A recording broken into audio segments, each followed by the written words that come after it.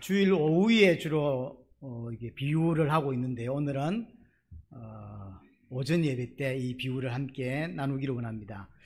비유에서 중요한 것은 우리는 옛날 습관대로 자꾸 종교적인 교훈이나 도덕적인 교훈, 어떤 이런 교훈을 자꾸 찾으려고 합니다.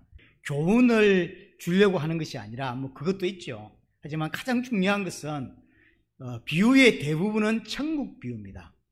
쉽게 말하면 천국은 예수 그리스도예요. 예수님이 누군지를 설명하려고 주시는 것이지 어떤 교훈을 찾아서 그걸 내 행동으로 옮겨내라고 하고 있는 게 아니라는 것이죠. 반드시 놓치지 말아야 됩니다. 오늘은 세 가지 비유가 함께 묶여져 있는데요. 첫 번째가 44절입니다. 감추인 보화 비유입니다. 자, 44절을 보십니다. 천국은 마치 밭에 감추인 보화 같으니 라고 되어 있습니다. 천국은 마치 밭에 감추인 보화와 같다. 이제 이스라엘이 겪고 있는 당시의 상황들을 가지고 그것을 소재로 삼아서 천국을 좀 가르치고 있는 것입니다. 이스라엘은 지정학적으로 전쟁이 많을 수밖에 없는 자리에 있어요. 그래서 앞뒤로 좌우로 강대국이 많습니다. 밑으로는 애굽, 위로 넘어가면 아수르, 바벨론이 있고 또 왼쪽에는 블레셋이 있고 오른쪽에는 모압, 암몬, 에돔 이런 나라들이 꽉 진을 치고 있어요. 그래서 그게 길목이에요. 그래서 예를 들어 애굽이 저 위로 치러 가려면 그 자리 좀 비켜주라는 거죠. 우리가 군사가 가야 되니까 날아갈 수는 없으니 그러니까 그 이스라엘을 치고 올라오고요. 또 위에서 내려올 때도 애굽을 치러 간다면서 핑계는 애굽 치러 간다고 하면서 이스라엘을 짓밟고 그래서 그 동네가 전쟁이 너무 많은 동네예요. 지금도 전쟁하죠. 그게 이번만 그런 게 아니라 이게 지구 생기고 계속 그 전쟁이 많은 동네가 그 동네예요. 제가 이스라엘 졸업여행을 간 적이 있었는데 그때 베들레헴을 못 갔어요. 원래는 베들레헴이 우리 여행지에 있었는데 왜 못 갔냐면 그때도 베들레헴은 전쟁이었어요. 그래서 항상 그 동네가 지정학적으로 너무 강대국들이 둘러싸여 있어서 가는 길목이라고. 그러니까 항상 두드려 맞고 또 전쟁하고 이런 일들이 너무 많았던 거죠. 문제는 뭐냐면 전쟁이 너무 많으니까 집을 들쳐입고 갈 수가 있나 피난을 못 가는 거죠. 그러니까 재산을 보화라든지 금이나 은 이런 것들에 좀 이렇게 바꿔서 가지고 있다가 전쟁이 나면 집은 들고 갈 수 없죠. 밭은 들고 갈 수가 없죠. 그러니까 이제 이 보화를 자기만 아는 땅에다가 또는 밭에다가 어디다 살짝 숨겨놓고 피난을 가는 것입니다. 근데 피난을 갔다가 전쟁이 끝나고 돌아오는데 대부분은 돌아오겠지만 그러면 이제 보화를 찾을 수 있겠죠. 근데 문제는 전쟁이 나갔다가 죽어버리면 피난 갔다가 사고로 죽었어요. 그러면 보화는 아무도 모르는 상태가 되는 거예요. 어느 밭에 묶여 있는지 자식도 모르고 와이프도 모르고 친척도 모릅니다. 그냥 죽은 그 사람만 아는 거죠. 그러니까 이제 문제가 발생하는 게 뭐냐면 이제 시간이 많이 지난 후에 그 땅에서 또는 밭에서 보화가 나온 거예요. 그럼 이 보화를 누구의 것이라고 해야 되냐는 거죠. 이게 싸움이 많은 거예요. 왜냐하면 그 밭이 전쟁 나갔다가 피난 갔다가 아버지가 죽었어요. 근데 그 밭에 보화가 묻힌 줄 모르고 다른 사람에게 밭을 팔아버린 거죠. 근데 밭을 팔고 한 달 만에 보화가 발견이 된 거죠. 그러면 이제 옛날 판 사람이 우리 아버지 거다 이거 우리 거다. 우리는 밭을 팔았지 보화를 판 게 아니다. 우리 거다 주장을 하겠죠. 근데 밭 주인은 내 밭에서 나왔다. 내 밭에서 나온 거다. 그 다음에 이제 이런 이제 싸움이 벌어지는 거예요. 그러니까 이거 뭔가를 해결해야 되겠죠. 그래서 법적으로 합의를 한 겁니다.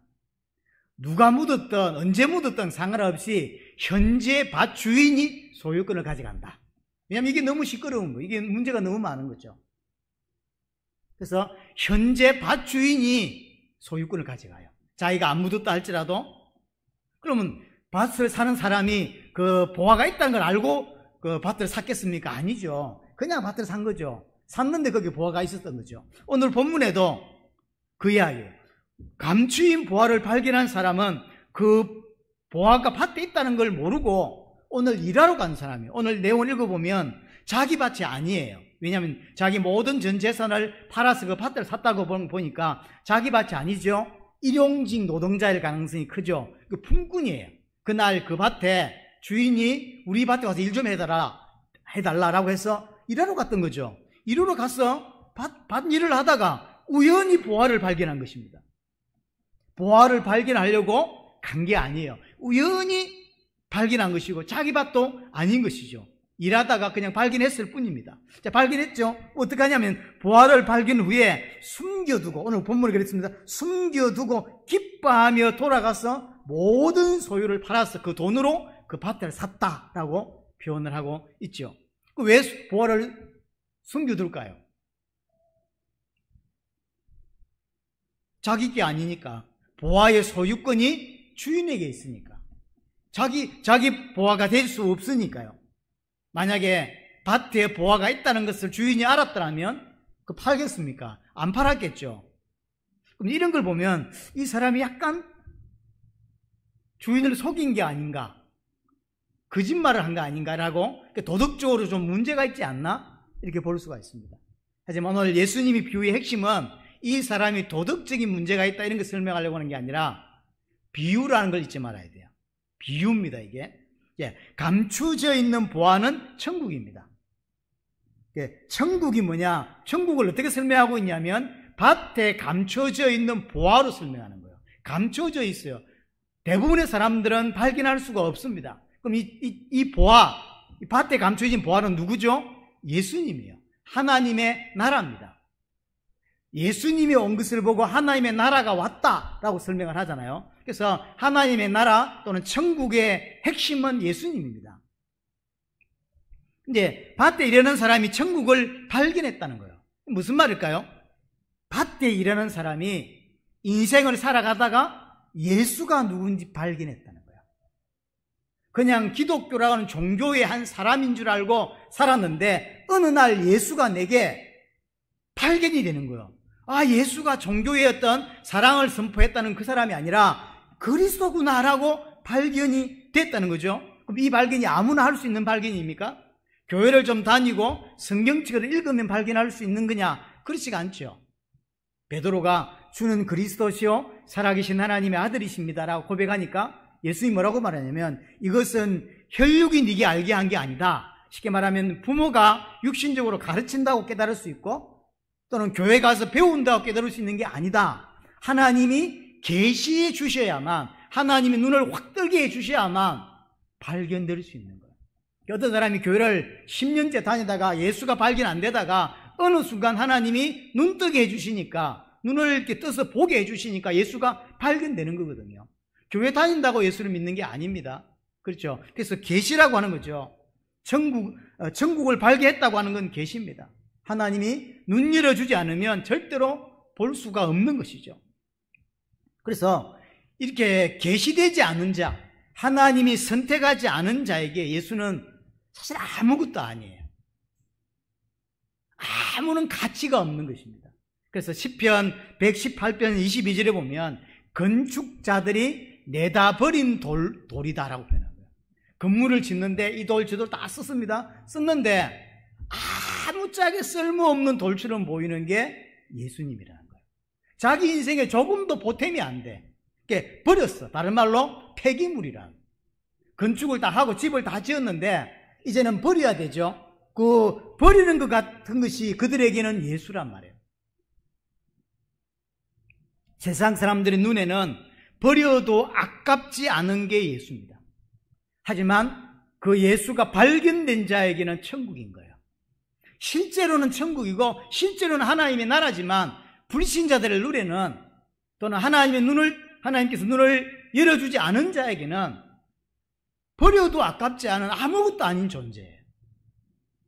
세상 사람들 눈에 예수님을 보화로 볼 수 있는 사람은 단 한 사람도 이 땅에 없어요. 또 이사야 8장 13절 15절에 보면 예수님에 대한 예언인데요. 하나님께서 예수님을 성소로 삼고 구원의 반석으로 삼았다. 하지만 세상 사람들에는 그 구원의 반석이 걸림돌이 되고 함정이 되고 올무가 된다는 거예요. 어떤 사람에게는 구원의 반석이요, 신령한 돌이라니까, 신령한 음료가 된다. 하지만 어떤 사람들에게는 인생을 살아가는 자꾸 걸거쳐요. 걸림돌이 되고 함정이 되고 올무가 되고 짜증이 난다니까. 누가요? 예수가. 하지만 어떤 사람에게는 자기 인생을 다 줘도 아깝지 않은 존재가 돼요. 이게 차이가 나요. 왜? 이게 계시라니까요. 그래서 육신적인 것을 추구하는 사람들에게는 이 사람들 눈에는 예수님을 보화로 보여지지 않아요. 그래서 오늘 이 사람이 일용직 노동자가 밭에 일을 하다가 보화를 발견했는데 그 보화가 예수란 말이에요. 그 예수를 캐다가 자기 인생을 바꿀 만한 거잖아요. 자기 전 재산을 털어서 그걸 샀단 말이에요. 그걸 사서, 아니 캐서 주인에게 갖다 주면 어떤다? 내다 버린다. 짜증을 내죠. 아무것도 아닌 걸 가져왔다고. 근데 이 사람은 인생을 바꿀 만한 가치인데 이 사람은 그렇지가 않은 거죠. 그래서 도리어 재수 없어 합니다. 제가 택시를 여기 탁 탔는데 아침에 일찍 탔어요. 그래서 어떻게 복음을 전할까 이렇게 고민하다가 운전을 참 잘하십니다, 선생님. 운전은 몇 년 했다는 거예요. 그래서 선생님이 저를 이렇게 안전하게 태워주듯이 선생님 인생을 안전하게 인도하시는 분이 계신다. 그랬더니 쳐다보더라고. 그분이 예수님입니다. 선생님 인생 예수님을 모시면 선생님 인생을 안전하게 인도할 거다. 그랬더니요. 바로 하는 말이면, 아이, 재수없다, 씨. 이러더라고요. 재수 안 붙었다는 거예요. 왜냐면 제가 첫 손님이었대요. 그날 첫 손님인데 재수없게 기독교에 타가지고 자기한테 복음을 전했다. 태태태. 내가 옆에 있는데도요. 그렇게. 보통 사람이 아니구나. 이러고 이제 돈 주고 내렸는데요. 캐서, 내게 발견된 예수를 캐서 그 사람들에게 보화를 갖다 준다 주면 감사합니다 하냐? 그렇지 않아요. 태태태 한다니까요. 에이, 재수없다. 그런 거예요. 이 사람이 지금 도덕적으로 문제 있는 게 아니에요. 주인을 속인 게 아니라 자신이 그걸 기뻐서 숨겨놓고 갔다는 이야기는 도덕적으로 문제 있다는 이야기를 하고 있는 게 아니에요. 그 사람에게는, 주인에게는 아무런 가치가 없는 거예요. 캐서 주인, 이거 내가 일하다가 찾았는데 너무나 가치 있는 겁니다. 갖다 주면 욕을 한다니까. 태태태. 이런다니까요. 세상 사람들 눈에는 보화가 보화로 보이지 않습니다. 그렇죠? 그래서 갖다 줘본들요, 짜증내고 기분 나빠합니다. 그래도 차버린다니까요. 누가 이 보화를 발견할 수 있냐? 하나님이 눈을 열어준 사람만 발견할 수 있는 거예요. 그래서 보화를 발견한 사람은 오늘 이 사람이 자기 전 재산을 투자해서 밭을 사죠. 밭의 목적이 있나요? 아니죠. 밭 안에 보화의 목적이 있죠. 그럼 밭을 전 재산을 털었다는 이야기는 뭔 말입니까? 가치관이 바뀌었다는 거죠. 내가 갖고 있는 모든 재산을 다 털어서 그 밭을 사서 보화를 캐냈다고 하는 이야기는 내 전 재산보다 그 보화가 더 가치 있다라고 하는 이야기인 거죠. 자기 인생을 바꿀 만한, 자기 생명을 바꿀 만한 가치 있는 것이다, 중요한 것이다라고 보는 것입니다. 그런 대표적인 사람이 바울입니다. 자기 인생에 보화를 발견한 사람, 그 사람이 사도 바울입니다. 빌립보서 3장 7절에 9절에 보면 내게 유익하던 것을 그리스도를 위하여 다 해로 여깁니다. 그리스도를 발견하고 나니까 지금까지 인생 살면서 자기 인생에 가장 가치 있던 것들을 뭐다? 해로 여긴다. 왜? 그 해로 여김은 왜? 그리스도를 아는 지식이 가장 고상하기 때문이다. 내가 추구했던 모든 것들은 이제 배설물로 여긴다. 지금까지 성공하기 위해서 발버둥 쳤고, 많은 돈을 벌기 위해서 발버둥 쳤고, 명예를 얻기 위해서 발버둥 쳤고, 나라마에게 사람들에게 인정을 받기 위해서 발버둥 쳤습니다. 그 모든 것이 나쁘다는 이야기 아니라 예수에 비하니까, 예수를 발견하고 나니까 배설물과 비슷하더라. 예수와 성공, 예수와 경제, 예수와 비교해보니까 그것은 나쁜 건 아니지만 예수에 비교하면 배설물과 같더라. 똥과 같더라. 아무것도 아니더라. 라고 가치관이 바뀌어버린 거야. 이 사람이 예수 믿는 겁니다.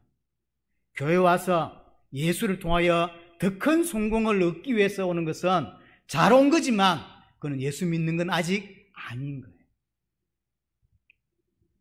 바울도 자기가 보화를 발견하기 전에는 자기 인생에 중요한 것들이 많았습니다. 성공이 중요하고, 그렇죠, 명예가 중요하고, 율법을 지키는 게 중요하고, 이런 것들이 다 중요했습니다. 하지만 부활을 발견하고 나니까 그게 그렇게 중요한 게 아니라고 보여지는 거예요. 그게 가치관이 바뀐 겁니다.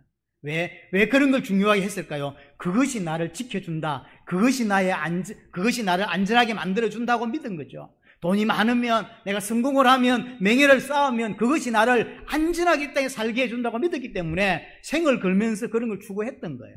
하지만 예수를 발견하고 나니까 그 명예가, 그 돈이 나를 안전하게 지키는 게 아니라 하나님이 나를 안전하게 지킨다는 걸 깨닫게 된 거죠. 하나님이 내게 필요하다라는 걸 깨닫게 된 것이죠.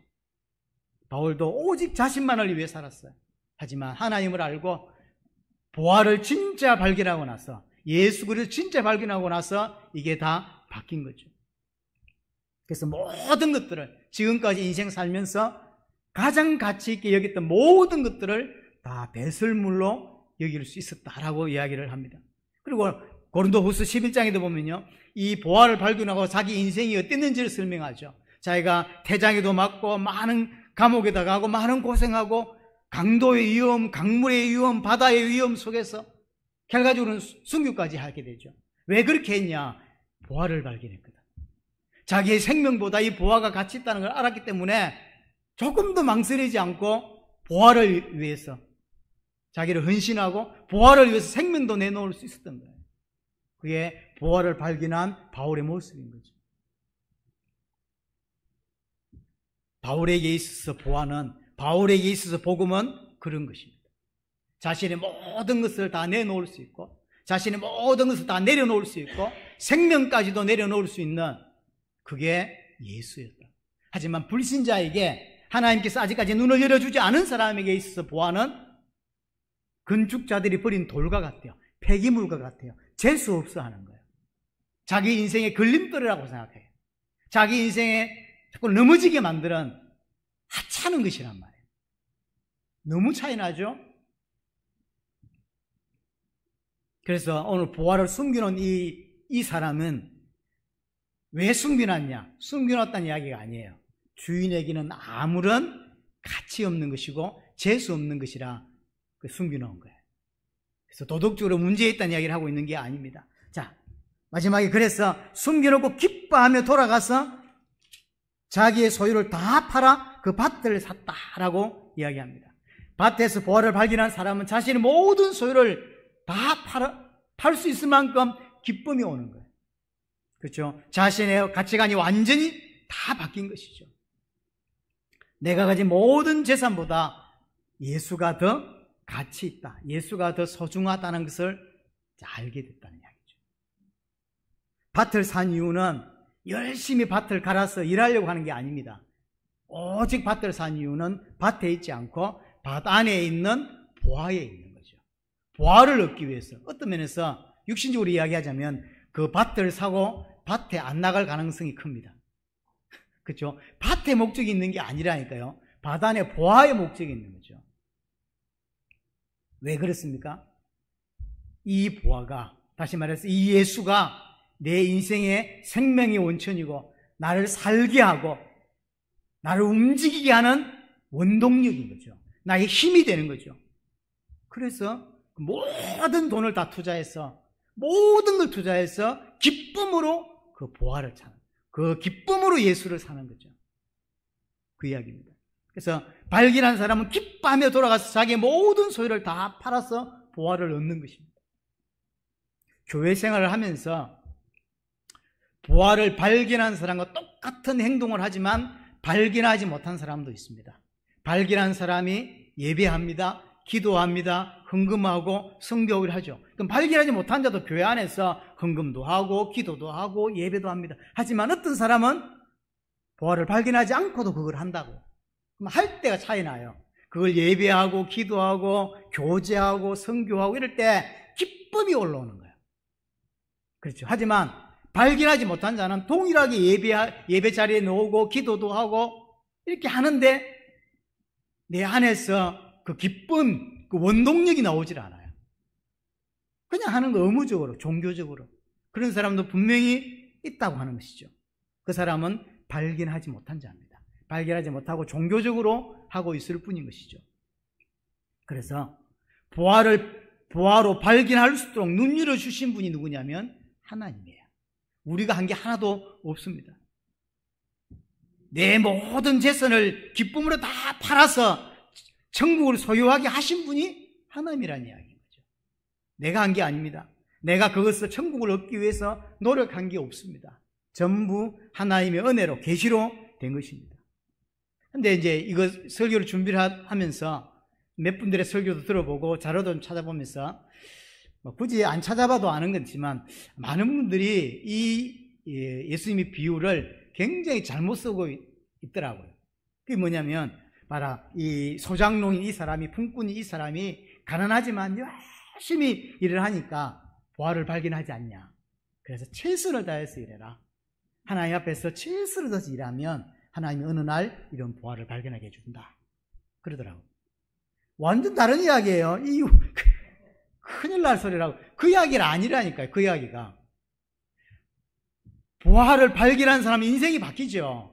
자기 생명을 내놓을 만큼 인생의 가치관이 바뀝니다. 그럼 누가 바꾸게 해줬냔 말이에요. 누가 그게 보화라고 보여지게 해줬냔 말이에요. 하나님이 했다는 거예요. 그래서 하나님의 은혜와 사랑을 설명하는 것이고 예수가 누군지를 깨닫게 해주는 것이지, 가난한 농부가 최선을 다했더니 보화를 발견했다는 거예요. 1000년을 노력해도 발견 못하는 사람 못하는 거예요. 그 이야기를 하고 있는 게 아닙니다. 자, 45절 46절입니다. 좋은 진주를 구하는 장사 비유입니다. 자, 45절 보세요. 또 천국은 마치 좋은 진주를 구하는 장사와 같으니, 46절, 극히 값진 진주 하나를 발견하며 가서 자기의 소유를 다 팔아 그 진주를 사느니라. 감추인 보화 비유하고 비슷하다고 생각을 하거든요. 저도 옛날에 이렇게 이해했어요. 근데 이게 완전 반대 이야기입니다. 지금 결이 비슷하잖아요.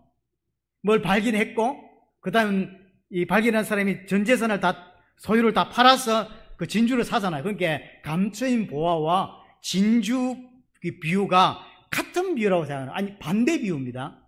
반대 비유예요. 밭에 감추인 보화 비유는, 보화가 예수님입니다. 보화가 천국이죠. 그래서 보화를 발견했다고 하는 것은 천국을 발견했다는 이야기고 예수님을 발견했다는 거죠. 하지만 지극히 값진 진주를 발견하는 것은 진주 비유가 아니에요. 지극히 값진 진주를 찾는 이 사람이 천국이에요. 반대 비유입니다. 딱 반대 이야기예요. 그러니까 진주가 천국이 아닙니다. 진주를 찾아다니는 이 장사꾼 있죠. 이 장사꾼이 천국이에요. 이 장사꾼이 누구란 말이죠? 예수님이라. 그래서 지극히 값진 진주 비유가 아니라는 걸 기억해야 됩니다. 우리는 같이 붙어 있으니까 같은 결로 이해했다. 저도 옛날에 같은 결로 이해했습니다. 근데 완전 반대의 이야기입니다. 그래서 지극히 값진 진주를 찾아다니는 장사 비유입니다. 이 장사꾼이 천국이에요. 진주가 천국이 아니라. 그래서 이 천국은 예수님이죠. 그래서 예수님이 진주를 찾아다니는 장사꾼인 거예요. 그렇죠? 그 천국이 진주를 찾아다닌다니까요. 그러면 예수님이 찾아다니는 그 진주, 만약에 발견하면, 극히 값진 진주 하나를 발견하면 예수님의 모든 것을 팔아서 그 진주를 사는데, 그 진주가 누구냐 말이에요. 예수님이 찾아다니는 진주가 누구냐 말이에요. 그게 교회예요. 그게 성도란 말이에요. 이게 성도의 가치입니다. 전 세계를 예수님이 극히 값진 진주를 찾기 위해서 다니세요. 다니는데 어느 날 발견한 거예요. 발견하면 자기의 모든 것을 다 팔아서 그 진주를 산다고. 그 진주가 누구다? 성도란 말이에요. 그게 나란 말이에요. 나를 사기 위해서, 나를 구원하시기 위해서 당신이 가진 모든 것을 다 하셨다. 성육신 하시고 십자가 지시고 조롱 받으시고 피 흘려 죽으시면서 물과 피를 다 쏟으셔서 나를 구원하신 거예요. 그래서 앞에 밭에 감추인 보화와 반대 이야기입니다. 완전히. 여기서 하나 중요하게 생각해야 되는 게 뭐냐면, 예수님이 모든 걸 팔아서 산 진주는 몇 개 안 된다는 거예요. 그래서 극히 값진 진주예요. 늘려져 있는 게 아닙니다. 주 예수를 믿으라. 그리하면 너와 가족이 구원을 받을 것이다. 그래서 어떤 집회 같은 보면요, 10,000명이 모여 있는데 거기서 복음을 전파하니까 10,000명이 영접하고 하죠. 그게 다 가짜입니다. 진주 몇 개 안 돼요. 예수님이 직접 말씀하셨습니다. 진주 구원받은 사람 몇 사람 안 된다고. 누가복음 18장에 보면 인자가 올 때에 세상에서 믿음을 보겠냐 그러죠. 주님이 재림하실 때 이 땅에 진짜 예수를 그리스도로, 진짜 예수님을 자기 주인으로 하나님으로 믿는 사람은 몇 안 된다는 거예요. 지금 전 세계 기독교 인구가 얼마나 많은데요. 천주교까지 포함하면 엄청난데요. 근데 예수님은 성경에서 다르게 이야기하세요. 진주가 몇 개 안 된다. 정확한 복음을 듣고 진짜 하나님의 눈을 열어서 예수가 그리스도라고 하는 것이 깨달아지고 자기 인생을 바칠 만큼 던질 만큼 진짜 예수가 믿어지고 예수를 주인으로 섬기는 사람은 이 땅에 사실 많지 않아요. 사실 많지 않습니다. 예수님이 찾아가서 산 진주, 이 사람들이 예수를 부활로 발견할 수 있는 거예요. 자, 세 번째가 그물 비유입니다. 자, 47절 보세요. 또 천국은 마치 바다에 치고 각종 물고기를 모는 그물과 같으니. 오늘 비유 세 가지가 완전 다 다른 거예요. 붙어 있어서 비슷하게 설명하는 사람들이 있던데 아니요, 완전 다른 겁니다. 그렇죠? 보화 비유는 보화가 예수님이고요. 진주 비유에서는 진주가 성도예요. 진주가 예수님이 아닙니다. 성도예요. 그 진주를 찾아다니는 장사꾼이 예수님이에요. 많이 다르죠? 세 번째는 그물 비유입니다. 그물이 예수님입니다. 그래서 이 그물 비유는 마지막 때 심판 때를 설명하는 비유입니다. 마지막 때를. 천국은 마치 바다에 치고 각종 물고기를 모으는 그물과 같다. 그물이 천국이고 그물이 예수님이라는 사실이죠. 그래서 그물을 바다에 쳤단 말이에요. 예수님 안에 각종 물고기가 다 들어와 있는 거예요. 근데 그 그물 안에 좋은 물고기, 나쁜 물고기가 함께 있다는 거예요. 함께 있다. 쉽게 말하면 주님이 재림 오실 때까지 좋은 고기와 나쁜 고기가 함께 공존한다는 이야기입니다. 공존한다. 그래서 마지막 때 가서 좋은 물고기와 나쁜 물고기를 구별합니다. 이 땅을 떠나기 전까지는 우리 주변에, 나 주위에 예수 믿는 사람과 안 믿는 사람이 이렇게 함께 붙어서 살게 되어 있는 거예요. 그래서 좋은 물고기는 그릇에 담고 나쁜 물고기는 바다에 다시 내버립니다. 이 나쁜 물고기는 예수를 내다버린 돌로 보는 사람들이에요. 왜 나쁜 물고기냐면 예수가 가치 있게 안 보여요. 그래서 나쁜 물고기는 예수가 보화로 발견되지 않은 사람이고, 좋은 물고기는 예수가 구원의 반석으로 보이는 사람입니다. 신령한 음료로, 보배로운 산돌로 보이는 자들이죠. 이 사람이 좋은 물고기예요. 이건 언제 가서 구분하냐면 마지막 때에 가서 구분한다. 심판 때. 그래서 천국과 지옥으로 나눠지게 되는 것입니다. 거기 49절에 보시면 이런 일이 세상 끝에 이런 일이 일어난다라고 하죠. 세상 끝에 이러하리라. 천사들이 와서 의인 중에서 악인을 갈라낸다. 이게 언제 이렇게 된다? 마지막 때 이렇게 된다. 의인과 악인을 나누는 것입니다. 그럼 참 놀라운 게 뭐냐면요, 50절 보세요. 풀무불에 던져 넣으니 거기서 울며 이를 간다 그러죠. 우리 생각에는 하나님을 믿지 않고 예수를 주인으로 섬기지 않고 교회만 다니고 있다가 하나님이 지옥을 보내면 어떨 것 같습니까? 잘못했습니다. 하나님 진짜 믿겠습니다. 하나님이신지 몰랐습니다. 이래야겠죠. 내가 있는 나라에서는 그런 말 한 번도 들어본 적이 없습니다. 그리고 이런 거 가르쳐준 사람이 없었습니다. 근데 지금부터 하나님 믿겠습니다 라고 회개하고 그럴 것 같죠. 우리 생각에는 지옥에 집어넣으니까, 풀무불에 집어넣으니까 하나님께 용서를 빌고 그래야 될 것 같잖아요. 근데 그렇지 않아요. 지옥불에 들어가서 뭐 한다? 슬피 울며 이를 간다. 본질적으로 악한 거야. 본질적으로. 만약 이 사람에게 구원의 기회를 한 번 더 주면, 좋아, 오케이, 네가 몰랐어, 오케이. 그러면 세상에 다시 보내서 구원의 길을 한번 더 주면 이 사람이 구원받는다? 아니요. 구원 안 받습니다. 구원 못 받습니다. 그냥 본질적으로 악하단 말이에요. 마지막 때 심판 때 사단도 심판받죠? 그럼 사단은 하나님 몰랐습니까? 사단은 하나님이 어떤 존재인지를 모릅니까? 사단은 하나님이 창조주 하나님이고 모든 주권이 그분에게 있다는 걸 모릅니까? 몰라서 타락하고 몰라서 인간들을 멸망시키고 몰라서 심판받습니까? 아니라니까요. 본질적으로 근본적으로 악한 거예요. 그래서 하나님을 대적하게 돼 있다고. 기회가 없었기 때문에 복음을 듣지 않았기 때문에 지옥 가는 게 아니라니까요. 구원의 길을 한 번 더 줘도 구원 못 받습니다. 안 믿는다니까요. 그래서 뭘 여러분 기억해야 되냐면 하나님의 심판은 공의롭다는 걸 기억해야 돼요. 사람들이 가끔 이런 말들을 하죠. 우리가 볼 때 어떤 사람은 지옥 가는 것이 좀 불공평해 보인다. 이렇게 우리나라 사람들 좋아하는 자꾸 이제 질문하는 거죠. 이순신 장군은 왜 지옥 가냐는 거죠. 너무 좋은 일을 많이 했는데. 테레사 수녀 이런 거. 천주교에서 들으면 난리 나겠지만 제가 볼 때는 구원 못 받았다고 생각을 하거든요. 이런 사람들은 너무 이렇게 좋은 일 많이 했는데 왜 지옥 가? 이렇게 생각하잖아요.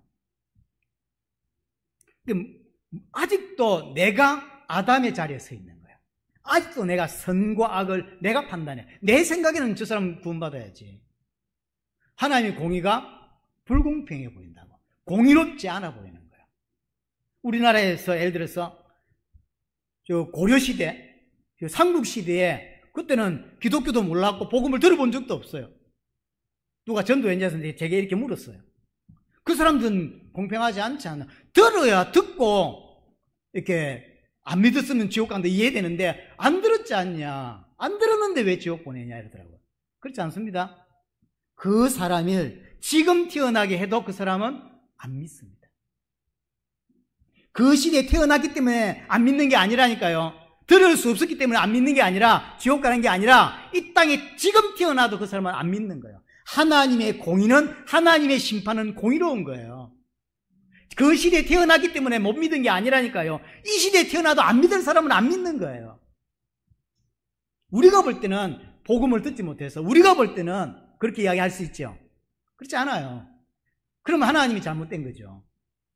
하나님의 공의는 완전합니다. 근데 지금도 예수 믿는 우리들조차도 내가 볼 때는 저는 아닌데 저게 하나님이 공의로워? 하나님이 공평해? 이렇게 생각한다니까요. 잘못된 하나님만 어렵습니다. 하나님만 공의롭습니다. 하나님만 선하십니다. 하나님만 바릅니다. 내가 틀렸다니까요. 내 생각이 잘못된 거예요. 그걸 바꿔야 돼요. 하나님 하시는 게 다 맞습니다. 그래서 진짜 예수를 믿고 하나님을 알면 알수록 내가 판단 못하게 돼 있어요. 근데 아직도 믿음이 약하기 때문에 아직도 하나님을 정확하게 내가 모르고 있기 때문에 자꾸 내가 아담의 위치에 자꾸 서 여기서 내가 판단을 해요. 저 사람 구원받아야 되는 게 맞는데 하나님 너무 불공평해. 하나님 사랑이 없어. 이렇게 말한다고. 왜냐? 내가 하나님을 모르기 때문이에요. 하나님만 의롭고 하나님만 선하시. 하나님은 악이 없습니다. 하나님이 하시는 게 모든 게 선이에요. 근데 내 눈에는 그렇게 보인다 안 보인다? 안 보인다. 왜 안 보일까요? 내가 나쁜 겁니까? 하나님이 나쁜 겁니까? 내가 눈이 틀렸기 때문이에요.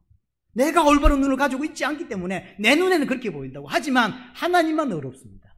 내가 틀리다니까요. 내 가치관이 틀린 거예요. 그래서 하나님을 알면 알수록, 성경을 알면 알수록 하나님의 행하심에 100% 무릎 꿇게 되어 있는 거예요. 그게 신자예요. 그냥 무릎 꿇는 사람 말고요. 자발적으로 무릎 꿇는 걸 말해요. 하나님이 더 옳다라고 믿는 거죠. 지금은 내가 이해가 되지 않는다 할지라도 하나님의 행하심이 100% 맞다라고 믿는 거예요. 그게 믿는 거예요. 그런데 우리는 성경을 깊이 잘 모르고 하나님을 잘 모르다 보니 자꾸 내 판단을 옳다고 생각하는 거예요. 그래서 계속 예배를 드리면서 성경을 배워야 하는 이유가 이것 때문입니다. 더 깊이 하나님을 알아가야 합니다. 좋은 물고기, 나쁜 물고기, 이런 기준은 내게 있지 않습니다. 기준은 하나님께 있습니다. 왜 그렇습니까? 하나님만 의로우시기 때문에, 하나님만 선하시기 때문에 내가 판단할 수 없어요. 자신의 모든 것을 팔아서 나를 구원하신 예수 그리스도의 은혜를 안다면 절대로 우리는 다시 하나님 자리에 설 수 없게 될 것입니다. 근데 자꾸 우리가 하나님 자리에 서게 돼요. 내가 판단하고 이거 하나님 옳지 않다 이래야 되는데 이렇게 기도하면 이렇게 응답해 줘야 되는 거 아닌가?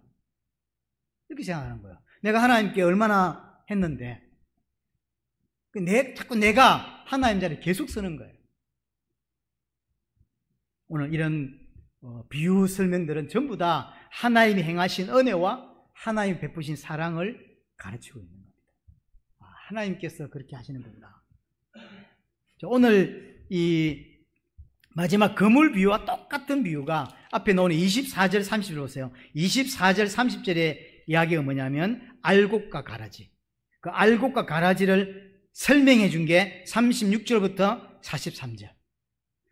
예수님이 비유가 많은데 그 중에서 비유를 설명하고 비유를 이야기하고 비유를 해석한 건 딱 두 개밖에 없어요. 그게 처음에 씨 뿌리는 비유하고 그 다음에 우리 24절에 나오는 알곡과 가라지 비유. 그 두 비유만 예수님이 설명을 해줘요. 해석을 해준다고. 나머지는 해석 없습니다.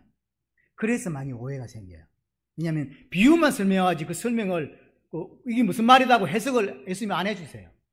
딱 두 군데만 해석을 해줬다고. 그게 13장에 나온 두 군데예요. 오늘 그물 비유하고 알곡 가라지 비유가 동일한 비유입니다. 똑같은 내용이에요. 마지막 심판 때 일어날 일을 하고 있는 것이고요. 우리가 이제 알곡 가라지를 잘 알잖아요. 내용을 오해합니다. 이건 교회 안에 알곡과 가라지가 있다는 것을 많이 활용하죠.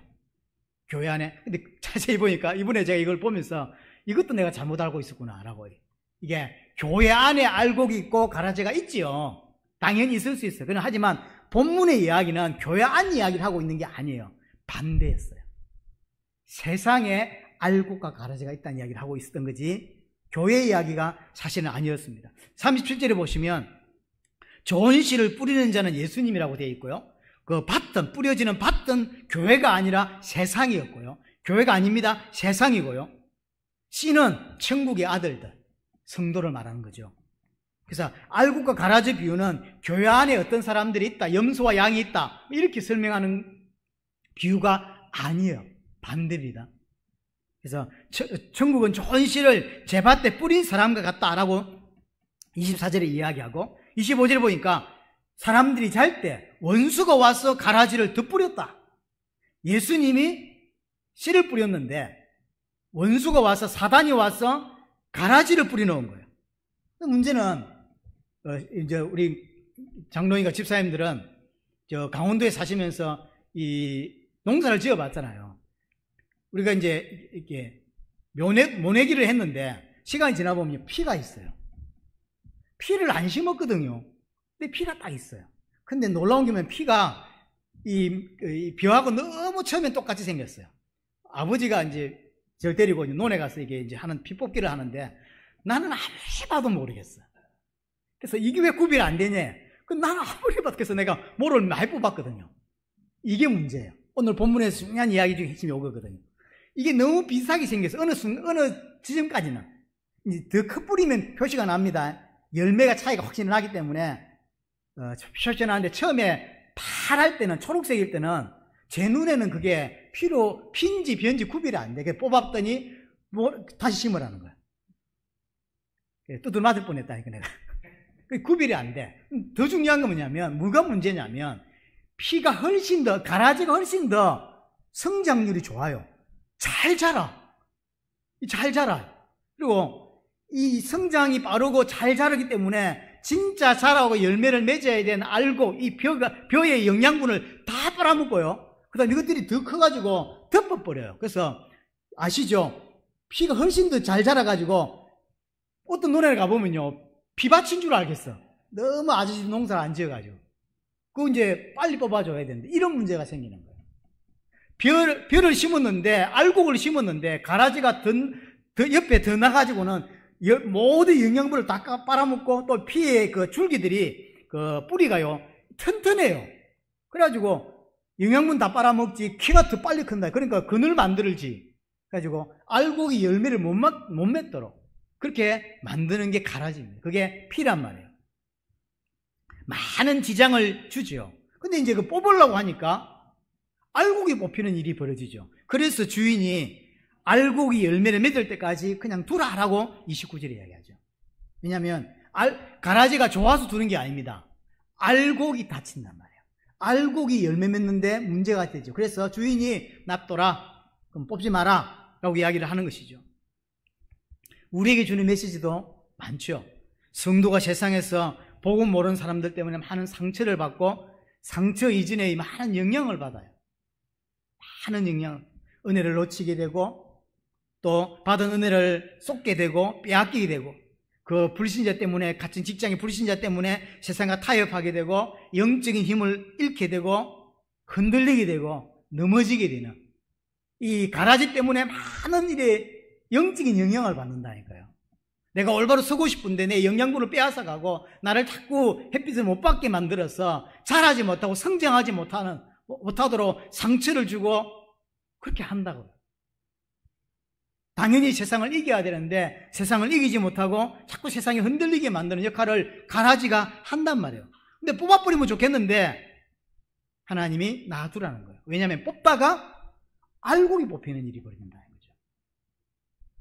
그래서 마지막 때까지 가만두라, 심판 때까지, 주님 재림 올 때까지 가만두라는 거죠. 그때까지 불신자와 신자가 공존하게 되는 것입니다, 세상에서. 그래서 성도를 가라지 속에 열매 맺도록 두시는 거예요. 성도는 그래서 가라지 속에서 열매를 맺게 되어 있어요. 가라지가 없어야 열매 맺는 게 아니라 그 속에서 반드시 알곡이 열매를 맺습니다. 때가 되면 열매 맺는 알곡과, 나중에 피는 자라보면 보시면 알지만 피는 멀쩡히 잘 자라지만 결국은 벼가 안 되죠. 그냥 피는 핍니다. 열매를 맺지 못하죠. 이게 구별이 가능해집니다, 시간이 지나면. 그때가 오기 전까지 사실은 저같이 농사를 전문적으로 안 지어본 사람, 어릴 때 고등학교 때 아버지 따라 농사 지은 사람은 피와 이 벼를 구별 못하는 거예요. 시간이 좀 지나봐야 구별이 되는 거죠. 좋은 곡식은 가라지가 좋은 곡식 되는 게 아니에요.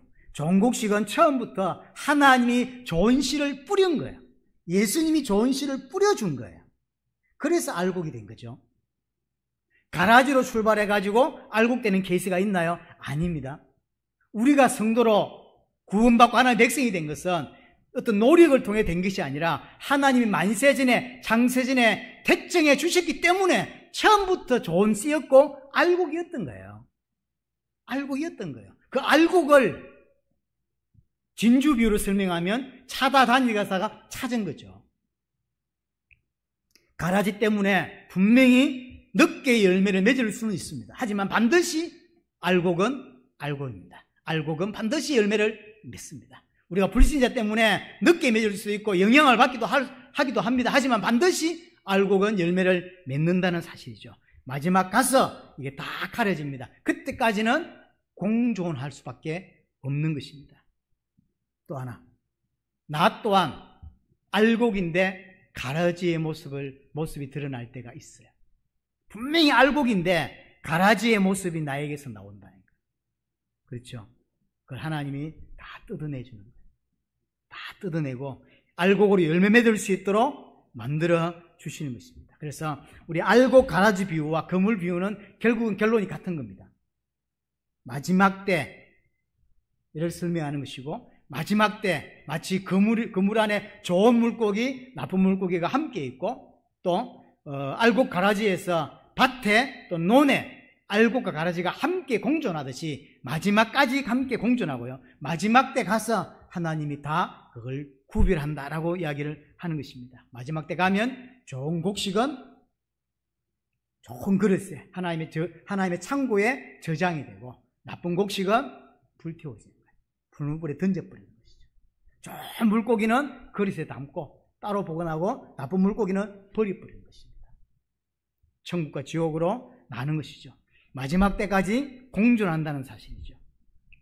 자, 정리하면 나를 좋은 곡식으로 준비하신 분이 하나님이고요, 나를 알곡으로 열매 맺을 수 있도록 그렇게 인도하신 분이 하나님이십니다. 그것을 발견하고 자신의 모든 것을 팔아 진주를 사신 분이 예수님이라는 거예요. 우리가 한 게 있습니까? 하나도 없습니다. 그래서 비유 전체에서 뭘 설명하고 있냐면 하나님의 은혜와 하나님의 사랑을 이야기하고 있는 거예요. 내가 뭔가를 잘했기 때문에 진주가 되거나 그런 게 아니에요. 내가 뭔가 잘했기 때문에 좋은 물고기가 되고 알곡이 된 것이 아닙니다. 우리는 정말로 예수를 부활로 발견할 수 없는 자였어요. 하지만 하나님께서 은혜로 사랑을 베풀어 주셔서 선택해 주셨기 때문에 예수님을 부활로 내 인생을 들어서 내 인생을 다 들어서 던져도 아깝지 않은 부활을 예수로 발견할 수 있게 된 것입니다. 그 예수가 우리를 극히 값진 진주로 발견하신 것입니다. 발견된 우리는 또한 그를 부활로 발견할 수밖에 없는 것입니다. 그래서 오늘 세 가지 비유지만 네 가지를 결국 이야기했지만 이 네 가지 모든 비유는 결국 하나님의 사랑과 은혜를 우리에게 설명하고 있다는 사실을 기억했으면 좋겠고요. 이번 주간도 하나님의 사랑과 은혜를 계속 묵상하고 깨닫는 은혜가 있게 되기를 바랍니다.